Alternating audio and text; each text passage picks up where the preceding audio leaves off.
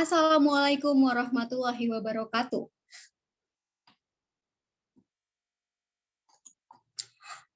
Assalamualaikum warahmatullahi wabarakatuh. Perkenalkan, nama saya Adinda Trizanti. Saya merupakan mahasiswa Universitas Negeri Padang, Program Studi Pendidikan Bahasa Indonesia. NIM saya 190160066. Pada kesempatan kali ini saya akan mempresentasikan suatu materi, yaitu mengenai gangguan keterampilan berbahasa. Adapun presentasi ini saya lakukan yaitu untuk memenuhi tugas pada mata kuliah pengantar psikolinguistik yang diampu oleh Ibu Dr. Anda Ermawati Arif, MPD. Nah, adapun materi atau pokok bahasan yang akan saya sampaikan, pertama mengenai pengertian gangguan berbahasa, kedua mengenai penyebab gangguan berbahasa, ketiga mengenai jenis-jenis gangguan berbahasa, dan keempat mengenai cara mencegah dan menangani gangguan berbahasa. Oke, baiklah langsung saja saya akan membahas materi pertama, yaitu mengenai pengertian gangguan berbahasa. Dalam berbahasa, terjadi proses mengeluarkan pikiran dan perasaan dari otak secara lisan dalam bentuk kata-kata atau kalimat-kalimat. Berarti dalam hal ini, otak menerima dan memahami masukan bahasa melalui telinga.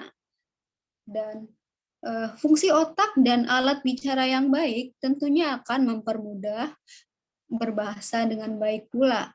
Namun, orang-orang yang memiliki kelainan fungsi otak dan alat bicaranya tentu mempunyai kesulitan dalam berbahasa.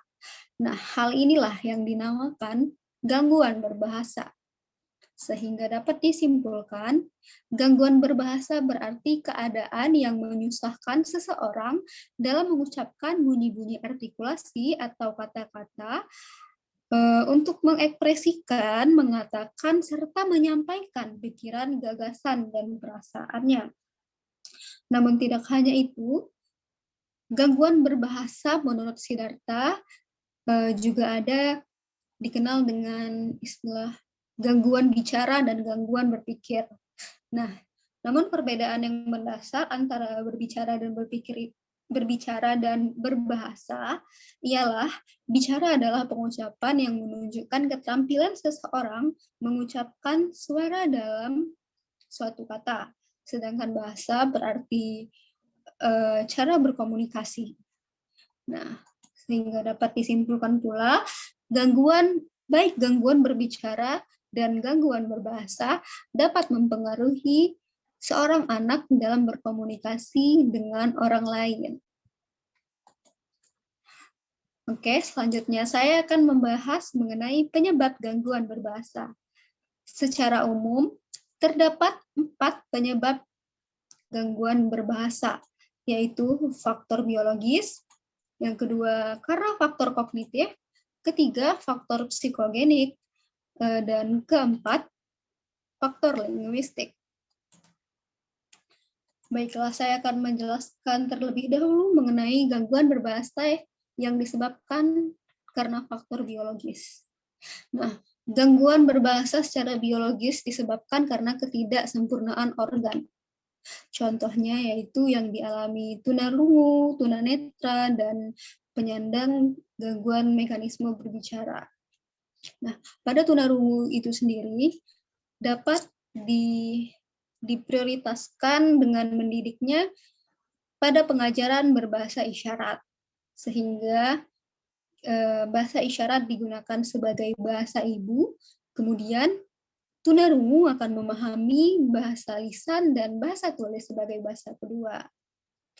Selanjutnya, gangguan berbahasa secara biologis dapat disebabkan pula karena gangguan pada mekanisme berbicara. Nah, pada gangguan mekanisme bicara ini, ketidaksempurnaan organ bicara menghambat kemampuan seseorang dalam memproduksi ucapan atau perkataan yang sejatinya ucapan dan perkataan itu terpadu. dari pita suara, lidah, otot-otot, dan alat-alat bicara lainnya. Oke, selanjutnya gangguan berbahasa secara kognitif.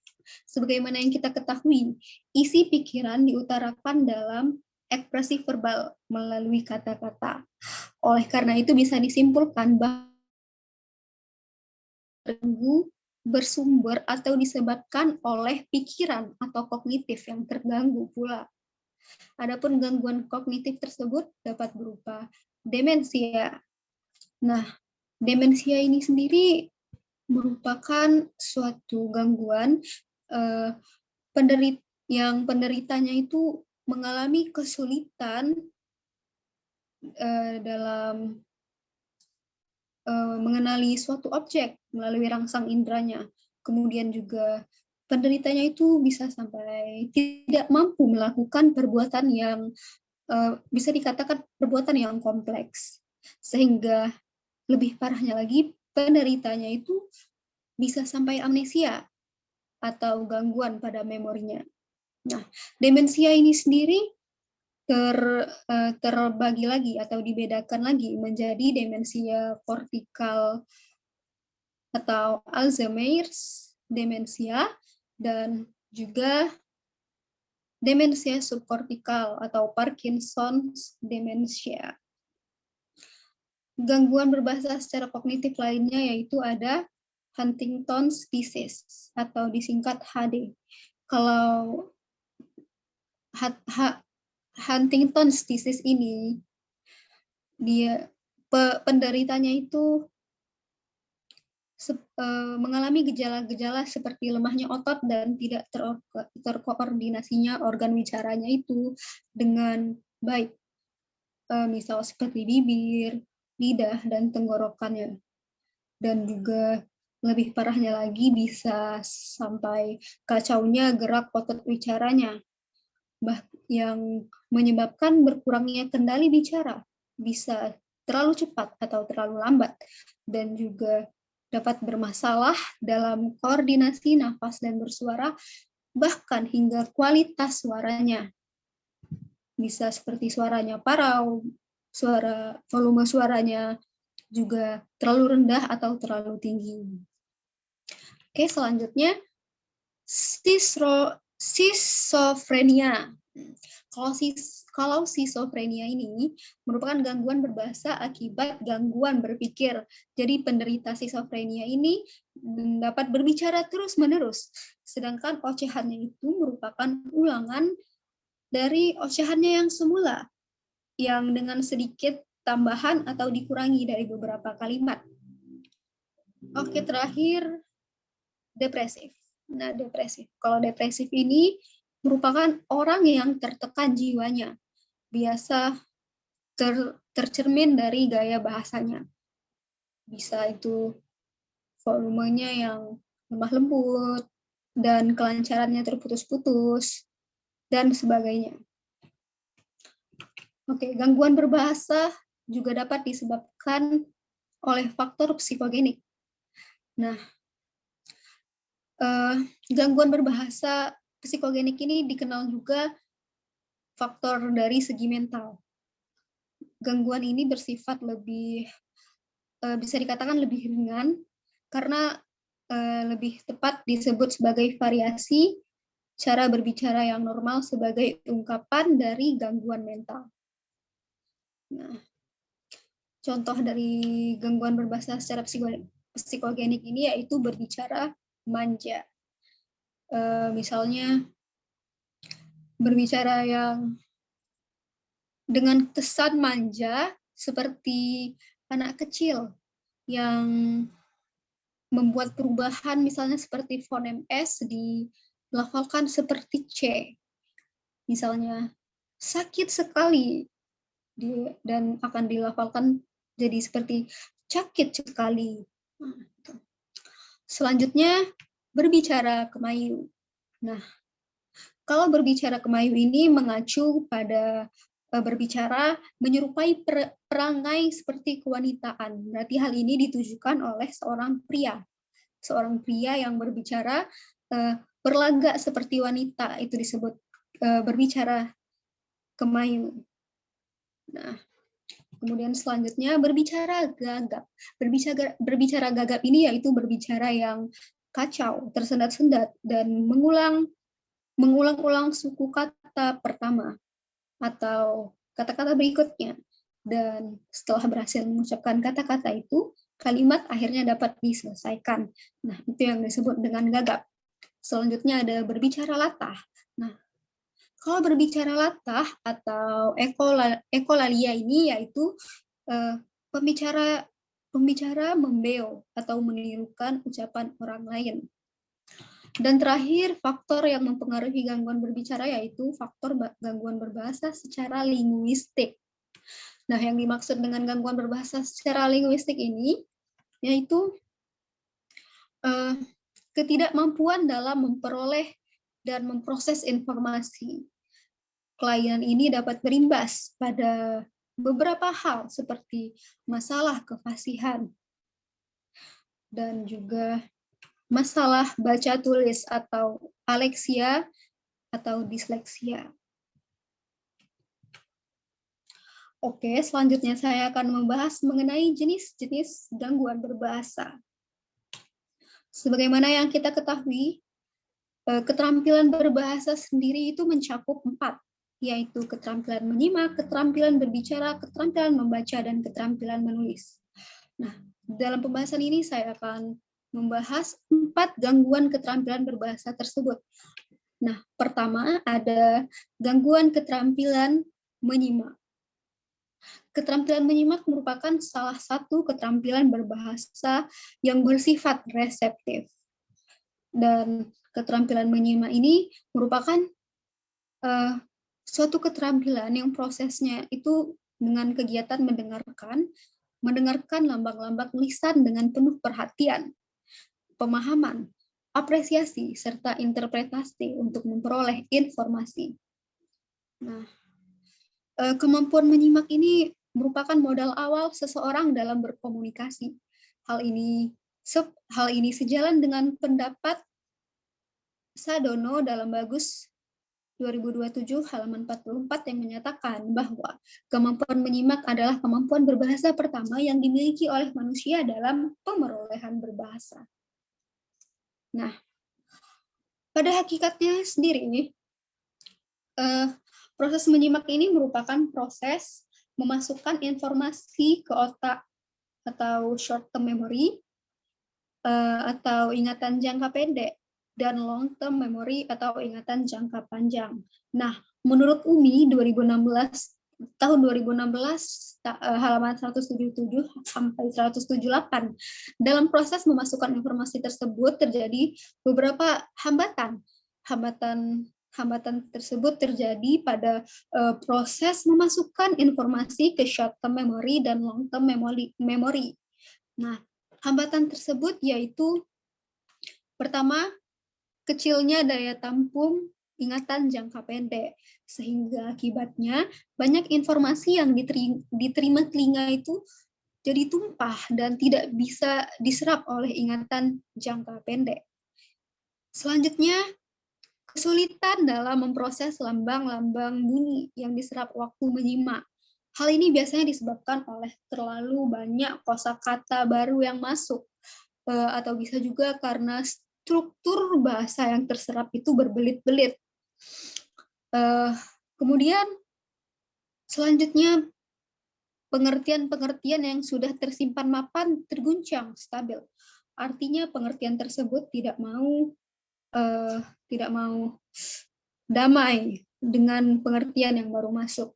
Hal ini biasa disebabkan oleh penyimak memiliki sifat negatif terhadap pengertian baru tersebut, atau sikap yang ditunjukkan penyimak bersifat a priori, dan bisa saja penyimak memiliki sikap apatis terhadap pengertian yang disimaknya itu.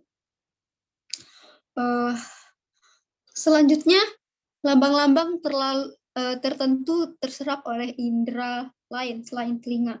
Dalam hal ini, Berarti beberapa lambang yang berbeda itu masuk bersama-sama, terserap melalui telinga, atau lambang-lambang tersebut terserap oleh indera lain selain telinga. Misalnya indera visual, indera perasa, dan indera pencium. Oke.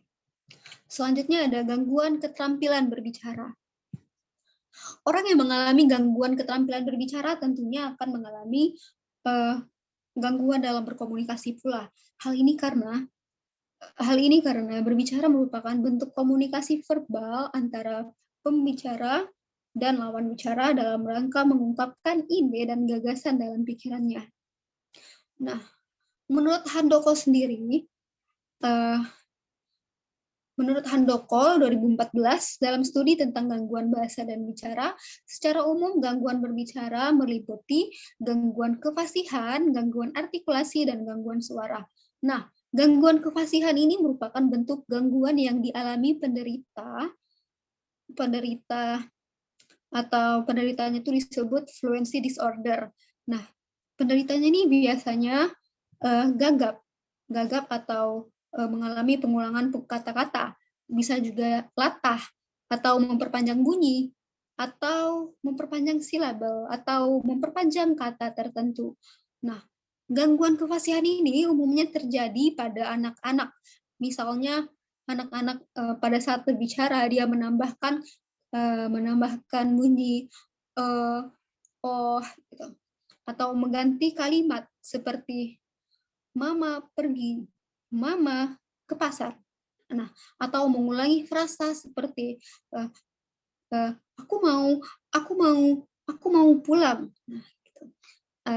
Atau bisa seperti mengulangi bunyi seperti aku mau permen. Nah, seperti itu. Selanjutnya gangguan artikulasi. Kalau gangguan artikulasi ini misalnya gangguan yang diakibatkan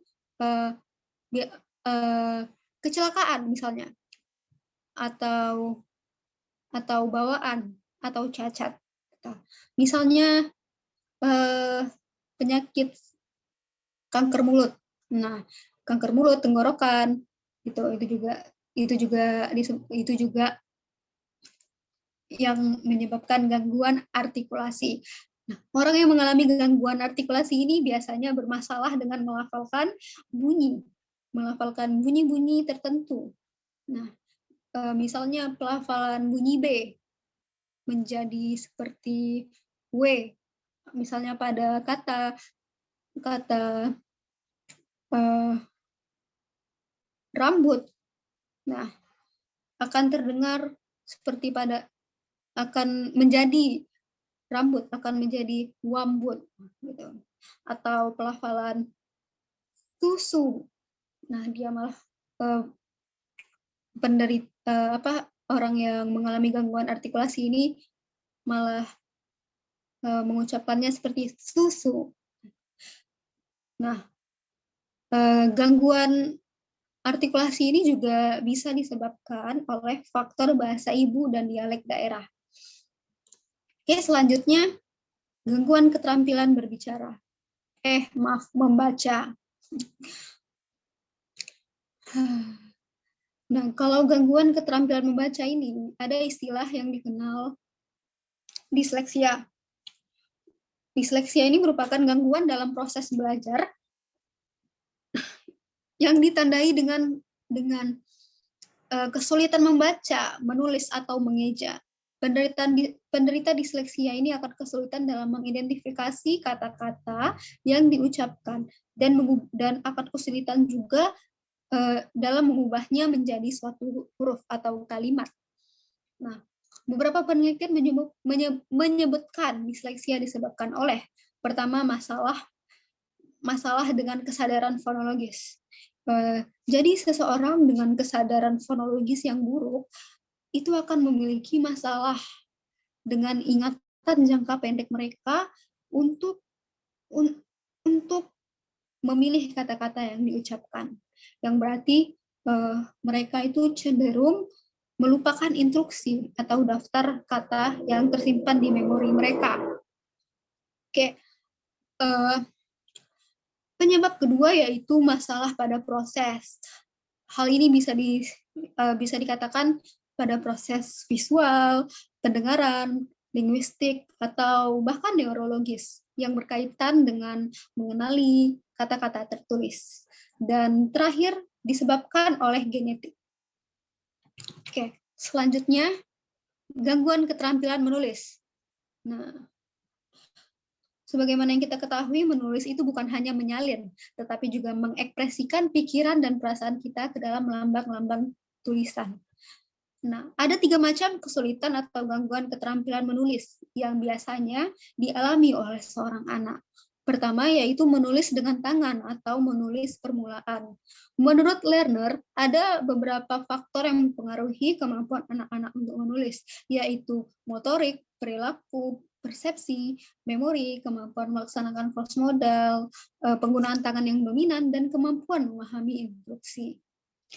Anak yang perkembangan motoriknya belum matang atau mengalami gangguan akan mengalami kesulitan dalam menulis, sehingga tulisannya itu cenderung tidak jelas, terputus-putus, atau bahkan dempet-dempet, atau tidak mengikuti garis buku. Nah, menulis dengan tangan ini ada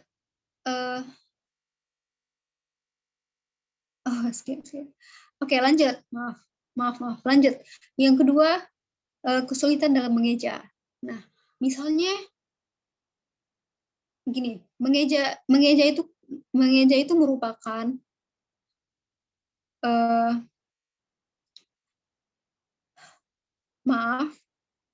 kesulitan mengeja. Nah, mengeja ini contohnya gini, sekelompok huruf yang sama akan memiliki makna yang berbeda jika disusun secara berbeda pula. Misalnya terdapat huruf B, huruf I, dan huruf U. Nah, jika disusun menjadi I, B, U, ada maknanya. Begitu juga dengan U, B, I, ada maknanya. Namun jika disusun menjadi I, U, B, tidak akan mengandung makna atau tidak akan bermakna. Nah, sehingga dapat disimpulkan, mengeja pada hakikatnya adalah memproduksi urutan huruf yang benar, baik dalam bentuk ucapan atau bentuk tulisan dari satu kata. Dan terakhir, kesulitan terakhir yaitu kesulitan dalam menulis ekspresif. Nah, menulis ekspresif ini yaitu mengungkapkan pikiran atau perasaan ke dalam suatu bentuk tulisan, sehingga dapat dipahami oleh orang lain yang membacanya.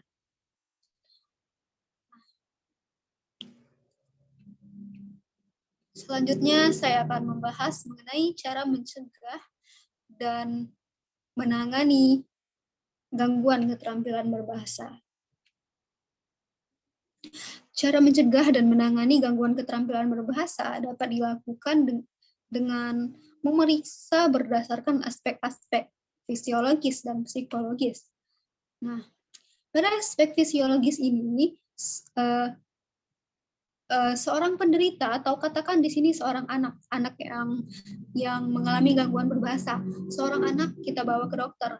Nah, kemudian dokter akan memeriksa secara menyeluruh untuk mengetahui apakah keterlambatan tersebut disebabkan pada masalah pendengarannya ataupun pada area otak yang mengatur mekanisme pendengaran berbicaranya. Nah, tidak hanya itu, pemeriksaan pada dokter sendiri pun akan menghasilkan diagnosa yang jauh lebih akurat.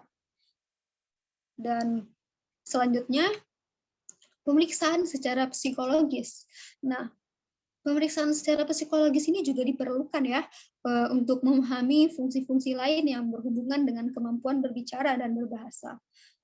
Tak hanya itu, dengan memeriksa secara psikologis pula, akan diketahui pula seperti misalnya tingkat inteligensi serta tingkat perkembangan sosial emosional seorang anak.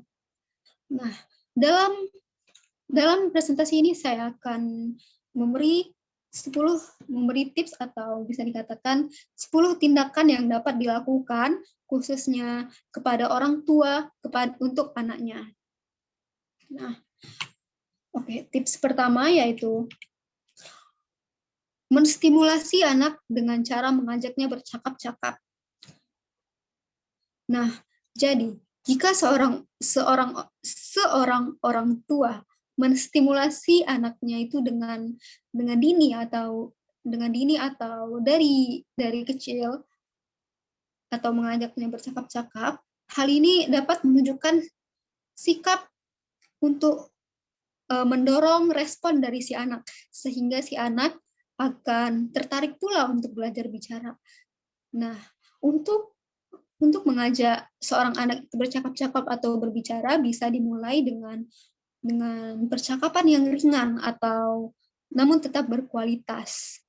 Nah, kedua, orang tua harus selalu menunjukkan kasih sayang. Orang tua harus selalu menunjukkan kasih sayang.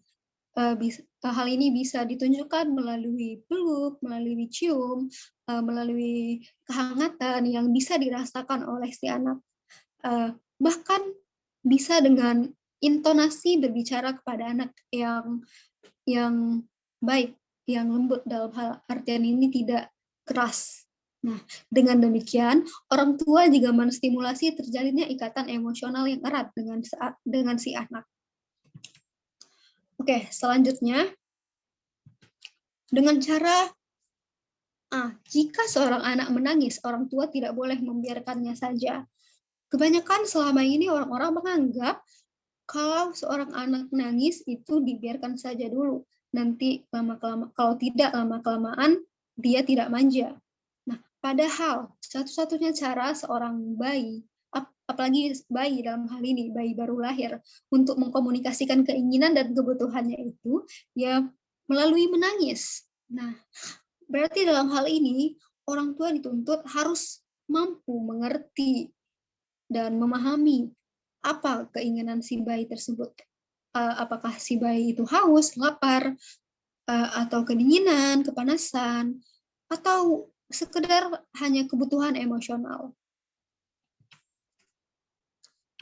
Yang keempat, melakukan latihan mekanisme berbicara melalui latihan gerakan mulut, lidah, dan bibir. Nah, untuk berbicara, seorang anak perlu latihan mekanisme berbicara melalui latihan gerakan mulut, lidah, bibir, dan lain-lain. Nah, sebenarnya aktivitas-aktivitas seperti menghisap, menjilat, menyemburkan gelembung, dan mengunyah itu merupakan kemampuan yang diperlukan untuk menstimulasi seorang anak berbicara. Dan kelima, orang tua harus sering bernyanyi untuk anaknya. Nah, orang tua harus sering-sering bernyanyi untuk anaknya dengan lagu-lagu. Anak pasti akan, apalagi lagu anak-anak yang sederhana dan lucu, anak tersebut akan ikut belajar berbicara tidak langsung. Nah, selanjutnya yang keenam, orang tua harus bisa menjadi model yang baik. Orang tua harus bisa menjadi model yang baik, karena pada masa inilah sang anak mulai belajar meniru kata-kata yang didengarnya dan mengucapkannya kembali. Sehingga dalam artian ini, orang tua tidak sepatutnya berbicara yang kasar atau berbicara yang tidak baik di depan anak-anaknya. Yang ketujuh,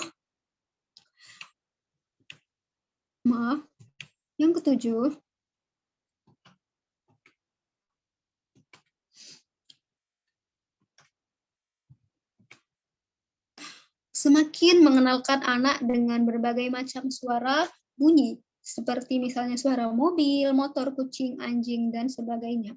Nah, orang tua juga bisa mengenalkan pula pada suara-suara yang sering didengar oleh si anak. Didengar di kesehariannya, misalnya seperti suara pintu terbuka atau pintu tertutup, suara air, suara angin, suara kertas dirobek, suara benda jatuh, dan sebagainya. Yang ke-8, jika sedang bersama anak, sebutkan pula nama-nama benda, nama-nama warna, dan bentuk pada setiap objek yang dilihatnya. Yang ke-9, memperkenalkan anak dengan anak-anak seusianya dan melibatkannya pada lingkungan sosial yang bisa memfasilitasi kemampuan sosial dan berkomunikasinya. Nah, anak-anak akan lebih senang bercakap-cakap dengan anak yang seusianya daripada orang yang lebih dewasa. Oleh sebab itu, akan lebih baik jika seorang anak dikenalkan dengan anak-anak seusianya dan melibatkannya ke lingkungan sosial, sehingga kemampuan sosial sekaligus kemampuan berkomunikasinya akan lebih terdorong, akan lebih terfasilitasi. Dan terakhir, sering-seringlah menceritakan cerita menarik pada anak. Nah, orang tua harus sering-sering uh, bercerita kepada anaknya, terutama cerita-cerita yang menarik. Hal ini karena sebenarnya cerita juga bisa dikatakan media atau sarana untuk mengekspresikan emosi, menanamkan emosi yang disimpannya dalam hati, dan belajar berempati. Baiklah, sekian presentasi dari saya. Saya ucapkan terima kasih banyak atas perhatiannya, dan mohon maaf jika terjadi kesalahan atau kekeliruan. Saya akhiri, Assalamualaikum warahmatullahi wabarakatuh.